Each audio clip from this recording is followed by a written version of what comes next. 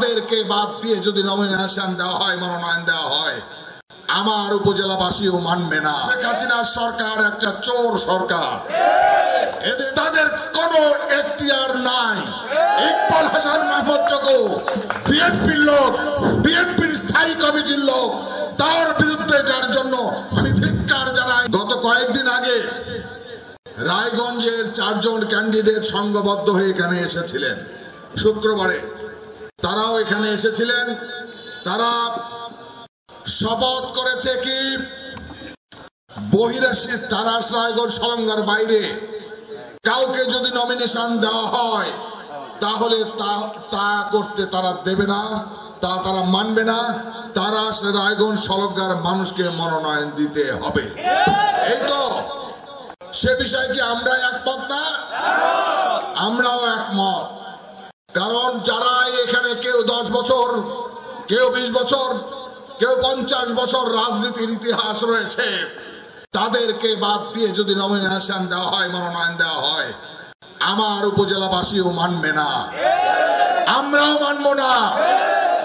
বিএনপির লোকজন আসছে, মিছিল দিয়েছে, স্লোগান দিয়েছে, টুকু ভাইয়ের সালাম নিন, ধানের দাঁড়িপাল্লায় ভোট দিন।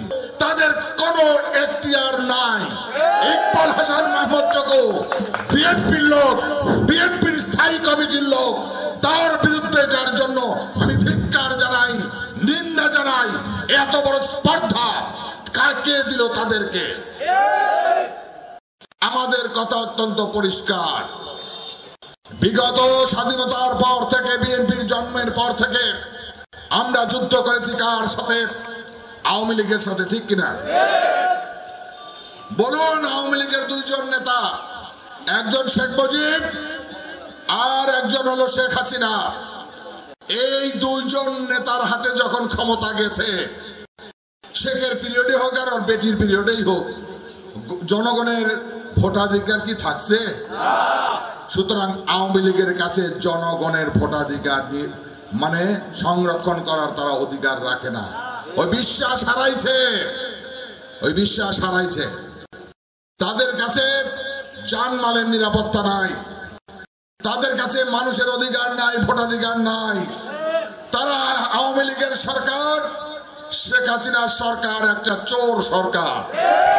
এদেশ থেকে ভোট চুরি করেছে, টাকা চুরি করেছে, ব্যাংক থেকে টাকা লুট করেছে, অনেক জান মাল মানুষের ইজ্জত মেরেছে, হত্যা করেছে। তাদের বিচার এই মাটিতে করতে হবে। তার জন্য আপনাদের সংঘবদ্ধভাবে ধানের শীষকে জয়যুক্ত করলেই এই আওয়ামী লীগের এই স্বৈরাচারী সরকারের বিচার হবে।